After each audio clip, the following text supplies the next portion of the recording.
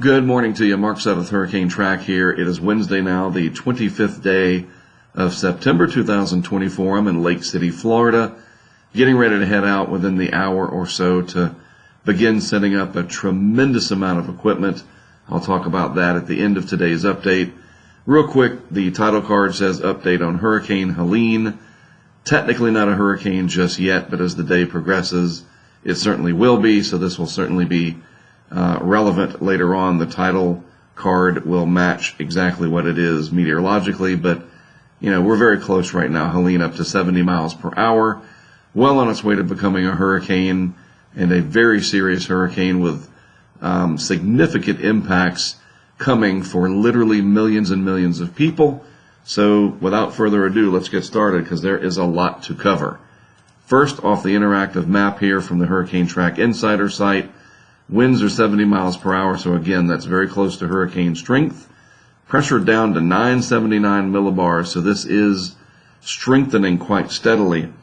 But I think very importantly, too, I want to point this out to you. It is going to go through the Yucatan Channel here instead of crossing over northeastern parts of Mexico, the Yucatan Peninsula. So the center is going to stay just offshore, and that is important because there won't be any land interaction. And the 8 a.m. advisory position is just slightly to the north and east of the official forecast track, which was issued at 5 a.m. So this position is an intermediate advisory. You do not get usually an updated forecast track on an intermediate advisory unless something drastically has changed, and then in that case they would issue a special update. So, it's just a little bit off track, like a few tens of miles, something like that. Nothing significant, but that's going to matter later once we start talking about impacts. And remember, the hurricane is not a line. The would-be hurricane is not a line. Hopefully we know this by now. And the cone here has nothing to do with the impacts. So if you live in Tampa and you see this 3 sitting over here and you go, wait, that is way offshore, what is all the fuss about? Well, you're going to find out tomorrow because the wind field of this is so big, it is going to push a surge into all of this area here, with the worst of the surge occurring more than likely up in this area. We'll look at that in more detail from the National Hurricane Center site in just a little bit. But then what's going to happen after landfall, probably somewhere in the Big Bend area, I'm going to be honest with you, I think it's going to be more to the east over here. That's just my opinion with the exact center landfall. But again, that's not going to matter because, the surge is going to impact a pretty big area through here. And once again, I'll address that in more detail as we go forward. But this is eventually going to make its way into southern Georgia and then pass very close to Atlanta, perhaps as a dying tropical storm. So you're going to have a tremendous amount of wind damage across Georgia and then working its way up into Tennessee, and then a flooding threat here for parts of western North Carolina and upstate South Carolina that, again, we need to address. So there is a lot to unpack with today's update. So let's look at the National Hurricane Center. I've already gone over the stats. These are the impacts to expect. And the number one impact I want to talk about is the storm surge. 10 to 15 feet in the purple, absolutely unsurvivable, obviously. On top of that surge, which is, of course, above ground level, you're going to have wave action, and that's going to bulldoze all kinds of stuff. And when that stuff gets bulldozed, it becomes part of the surge problem. As you can see, we do have surge issues from Mexico Beach all the way down to the dry Tortugas, and yet, the hurricane's center, once it becomes a hurricane, we're just going to call it a hurricane because later today it's going to be a hurricane. So there you go. The center could be sitting out here somewhere, maybe that's the eye, and you're going to get potentially, 4 to 7, 5 to 8 feet of surge a couple hundred miles away. That is because of the wind field. You need to understand that. Helene is not Ian. It is not Idalia. It is Helene. And it is different than any of these past hurricanes. Every one of these is different. So don't compare it to Hermine 2016 as an example, or certainly Ian 2 years ago, or Adalia last year, or even Debbie, whatever, that was the first part of August, right? This has a much larger wind field, and that wind field is what is going to just push the water towards the coast, and that storm surge is going to be very problematic. A lot of damage is going to be coming up to a lot of areas, from saltwater flooding and major storm surge, wave action, like I said, bulldozing effect in the areas that you see, especially in purple. So that needs to be taken extremely seriously. All right. So then the next part of this that I'm really concerned about is the rainfall. Not so much down in Florida. Generally they can handle it, but I'm much more concerned with the rainfall up here in Georgia and the western parts of the Carolinas. And because of all of that heavy rainfall, we are seeing the potential of flash flooding, and so a high risk has been introduced for northeast Georgia, extreme northwest South Carolina, and parts of western North Carolina, southwestern portions of the western part of the state. That's that pink area. The red is your moderate risk. This is going to dump a lot of rain. It's going to be a big hurricane. And listen, I've done this long enough. We've seen the results. When you see that kind of a flood threat, especially where this is happening, where you have the hilly, mountainous terrain of northeast Georgia, let's just call it northern Georgia, northwest South Carolina, and all of western North Carolina, you're going to have to get out of the way of these streams and whatnot now. There's no time. Once it starts, you cannot wait it out. So if you live in an area where there could be flooding, or emergency management in your county says that you should probably evacuate, I know it's difficult, but you need to do so to save your life. Seriously, lives are at stake. We evacuate down here because of storm surge, but evacuation ahead of time, I'm sure some of the counties up here know some of their more flood-prone areas. This is going to be potentially catastrophic. There's just no other way I can put it. A very serious threat unfolding for the coast, for inland areas, the rainfall, the storm surge, and then the wind damage. The amount of power outages that we're going to see through here, I believe Tallahassee is going to just get clobbered.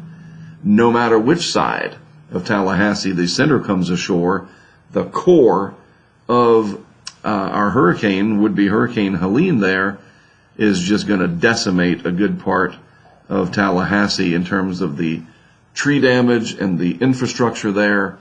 And you're going to be without power for days. And, they've already got thousands of crew members down here. We talked to a few of them last night in our parking lot. Those guys were tired coming all the way down from Tennessee.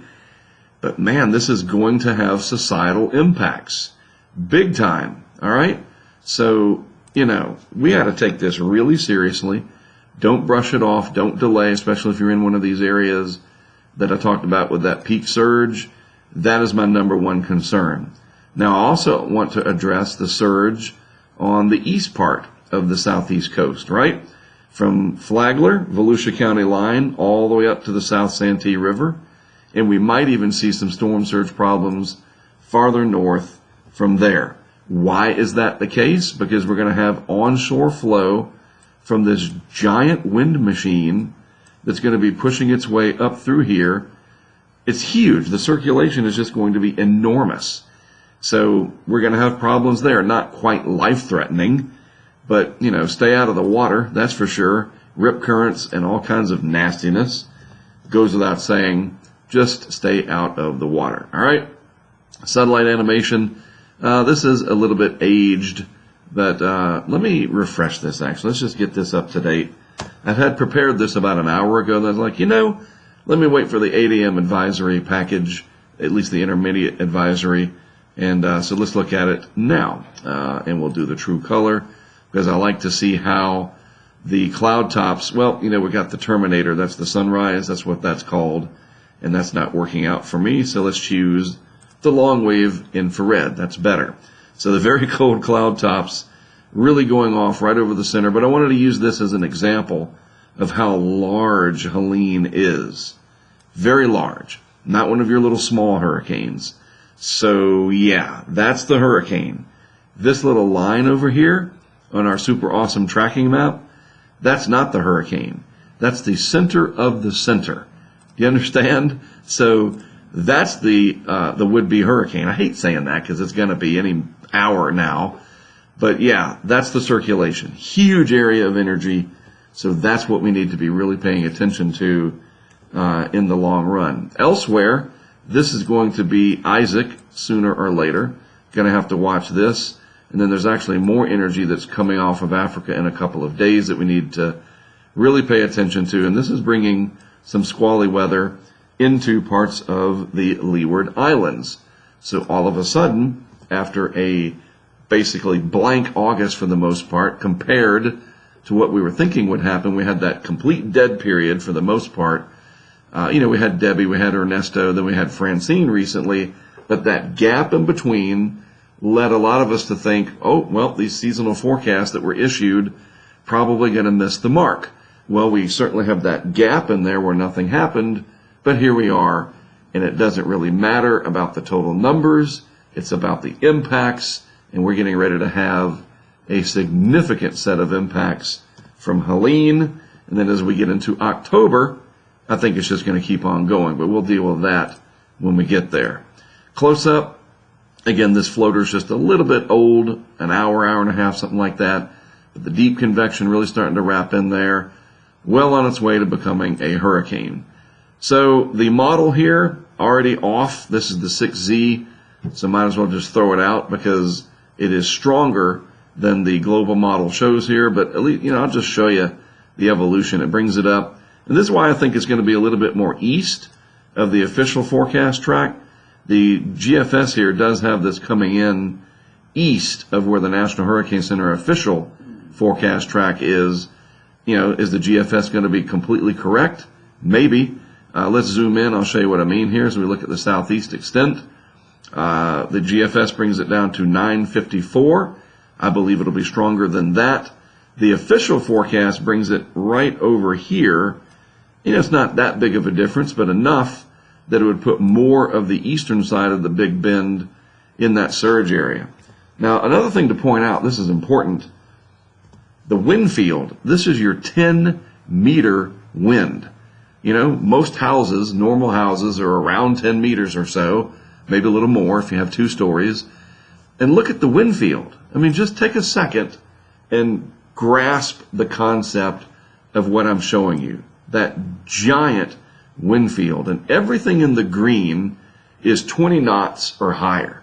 Now, before you laugh at 20 knots, understand how much of an area that 20 knots or higher is blowing across, both in the Gulf, and this is right before landfall, and on the east side. And then this orange area starting to get into tropical storm force. You're going to have problems along a huge swath of the Florida Peninsula on the Gulf side and the Atlantic side. And then, as I move the frames forward, this moves inland, and so does all of that wind. Let's get up here. There we go. And that is going to be just tremendously impactful all throughout this area that this comes in. Tallahassee, like I mentioned, anywhere in Georgia down here, but then look off the coast of South Carolina and even up to coastal North Carolina. But especially Georgia, the coastal counties of Georgia, what is there, 6 of them, I think, and then the low country of South Carolina. And look at these barbs. That is your wind direction straight on shore. So this is going to be a big problem. Charleston, an area south to Savannah, Tybee Island, this is going to be your hurricane too, even though the center is going to be well away from where you are. Understanding the totality of the impacts is the number one thing that I hope to leave as a legacy when I'm done. When all of this comes to an end and I'm no longer here, I hope people go, Mark taught me about the whole storm, the whole hurricane. Not just the eye, not just the category, and not just individual impacts, but everything put together. the totality of it. And this is significant. It really, really is. And then that continues to move inland, spreading all that wind. And then even here, coastal North Carolina, my neck of the woods, my hometown, Wilmington, down to Myrtle Beach. And this is Friday morning. I fully expect that the tropical storm conditions will spread north, maybe even up to Cape Lookout. We'll see about that, not my call. But yeah, this is going to be a really, really big deal. And then the other part of this that is just like yikes, and actually I got to go in and delete these guys because I want to show you from here the updated hurricane models. Let's start back over, go to the HWRF. So this is the Venerable Hurricane Weather Research Forecast model, and it's got a fairly decent grasp on things. 982, I think, is the initialization. So let's move this out into time. What does the HWRF show? It shows steady strengthening, 944, and then finally a landfall at about 943, maybe a little bit stronger.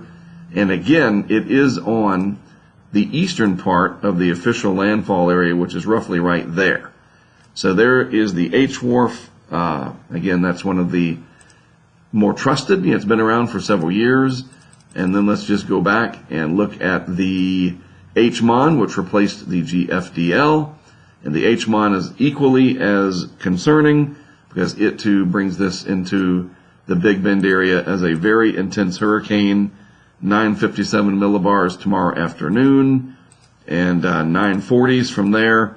And then it makes landfall really, really close to where the Hurricane Center has it as about mid 940s on the pressure, a very well-developed core in the model field. And then, of course, Tallahassee sitting right over here. Yikes. And then all that nastiness, as I can show you here, moves inland. And you know what? Atlanta, you're going to have tons of power outages. Just not a good sign at all. So let's go and show you some of the newer models. These are the Hurricane Analysis and Forecast System sets, the A and B.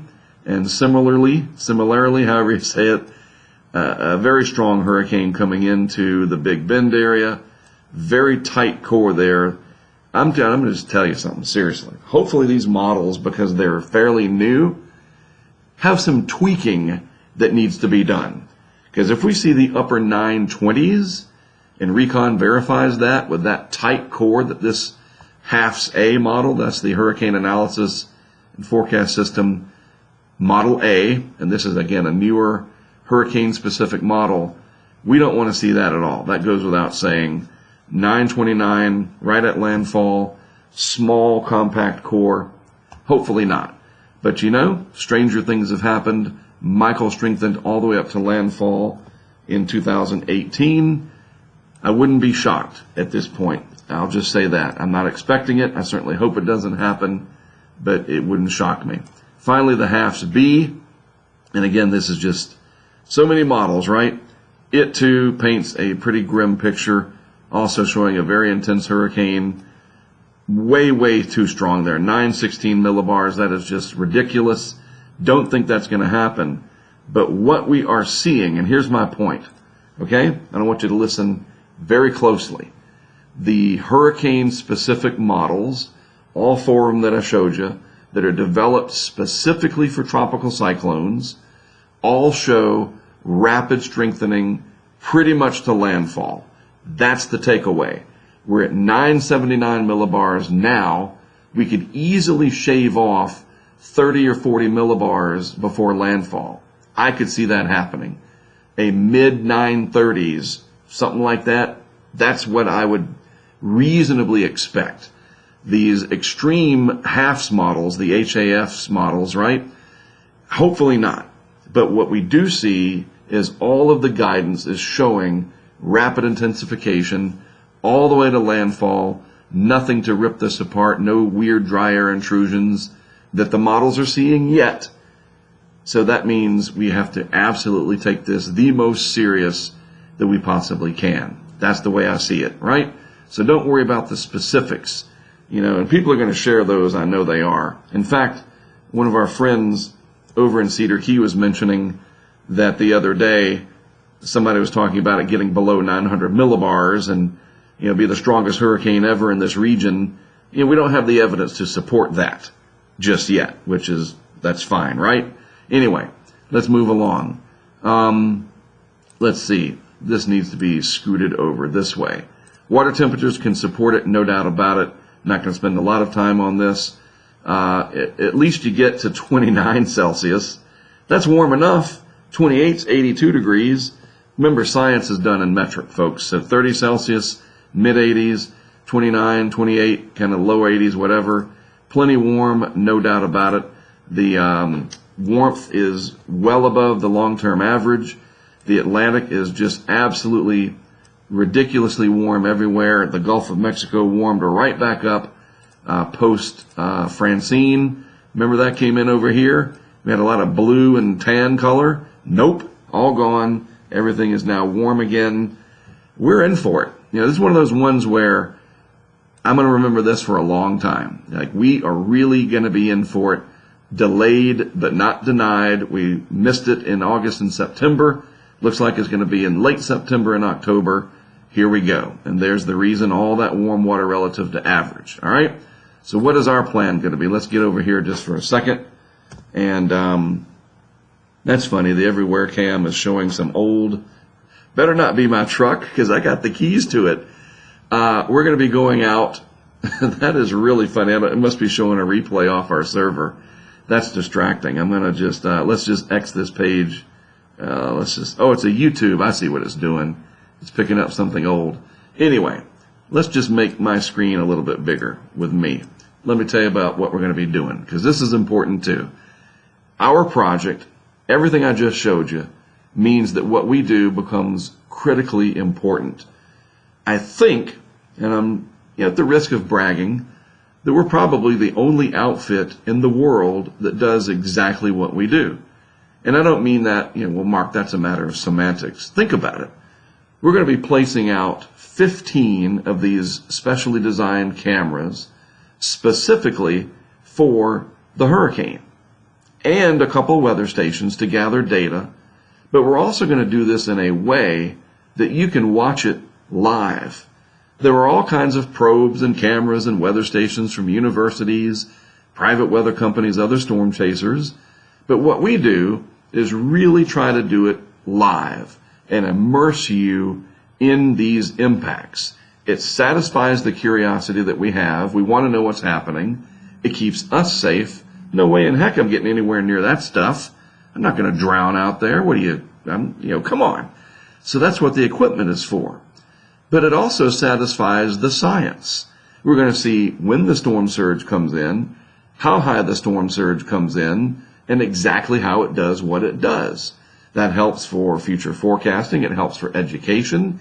It helps with potential lawsuits to either, maybe benefit the homeowner or help the homeowner understand, look, you're going to have to use your flood insurance. It can go both ways, So they have a purpose, a utility, these camera systems.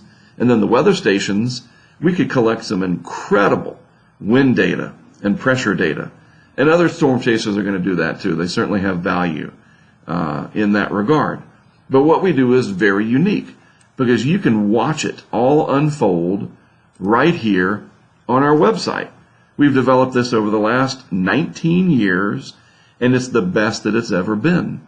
The HurricaneTrack Insider site is literally the inside track to this whole project.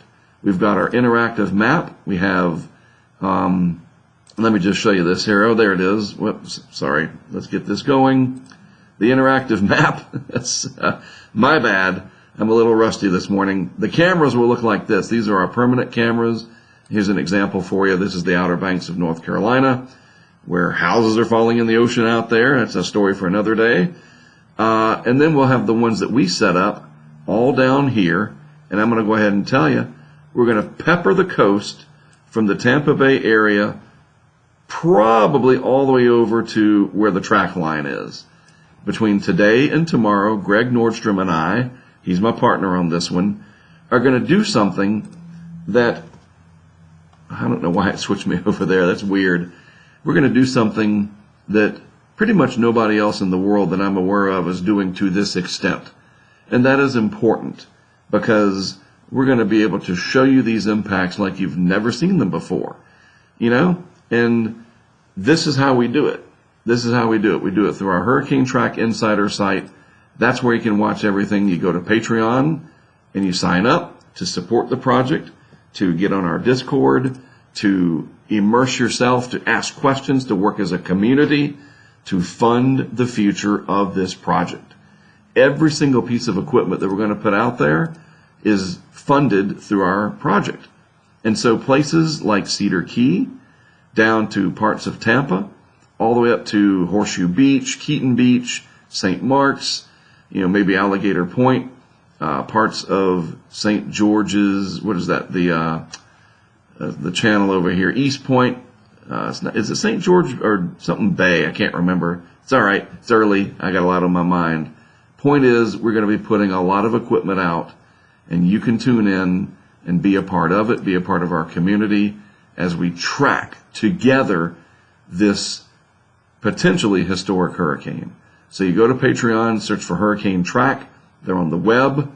You can get the app, sign up that way. The $10 level gives you access to everything I just told you about. And you can downgrade later to the $4 level. If you want to hang around through the winter, but you don't really want to do $10 a month, that's fine.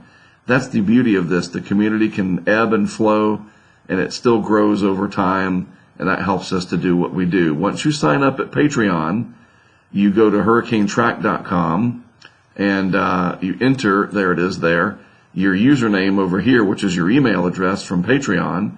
So you sign up there, you go here, you log in there, and then this is your home page on the Insider site, and then you have access to the cameras, which are here, and they will populate, further and further. There's our vehicle cam. I knew it was there.